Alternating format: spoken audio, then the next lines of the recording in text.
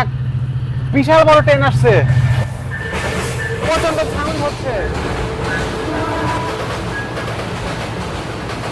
এই ব্রিজটা কি বেছে নেয়? আসলে তারা বুঝতে পারে না যে কখন যে ট্রেন চলে আসবে।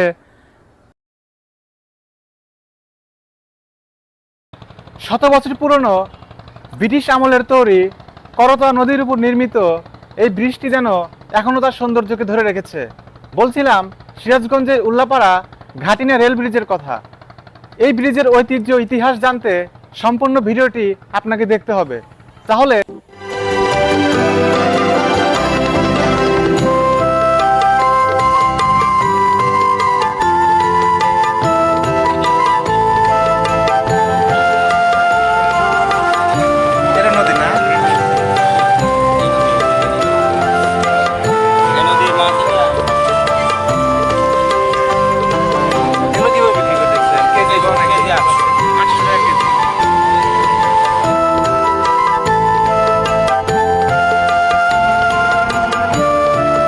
তারা পারাপার হয় তাদের কর্মজীবনের তাগিদে, নিজেদের কর্মে যাওয়ার জন্য এই ব্রিজটাকে বেছে নেয়।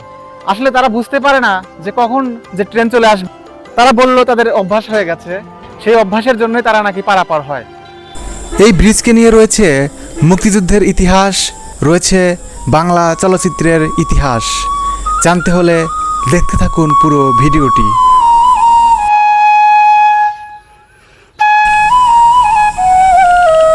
এই ব্রিজকে নিয়ে রয়েছে মুক্তিযুদ্ধের ইতিহাস। ঘাটিনা রেলওয়ে ব্রিজ মুক্তিযুদ্ধে সিরাজগঞ্জের প্রথম প্রতিরোধ যুদ্ধক্ষেত্র। মুক্তিযুদ্ধের স্মৃতিস্তম্ভ ঘাটিনা। 1971 সালের 20 থেকে 24 এপ্রিল এ উপজেলার ঘাটিনা রেল সেতুর পশ্চিম পারে সিরাজগঞ্জের সাবেক এসডিও শহীদ শামসুদ্দিন আহমেদ ও তদানীন্তন উত্তরবঙ্গের বৃহত্তম মুক্তিযোদ্ধা সংগঠন পলাশডাঙ্গা যুব শিবিরের পরিচালক মরহুম আব্দুল লতিফ মির্জা এবং আওয়ামী লীগ নেতা সাবেক এমপি অ্যাডভোকেট গোলাম হাসনাইনের তত্ত্বাবধানে শতাধিক মুক্তিযোদ্ধার সাথে পাক বাহিনীর প্রচণ্ড যুদ্ধ সংঘটিত হয়। এখানে মুক্তিযোদ্ধাদের আক্রমণে 5 জন পাক সেনা নিহত হয়।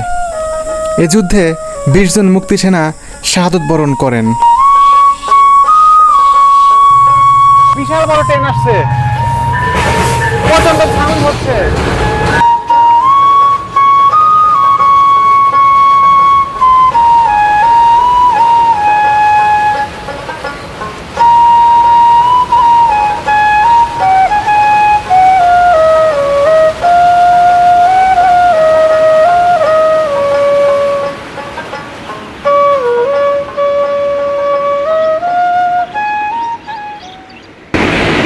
তো দেখতে পেলেন কত বড় আর কত ভারী ট্রেন এই ব্রিজের উপর দিয়ে যাতায়াত করে।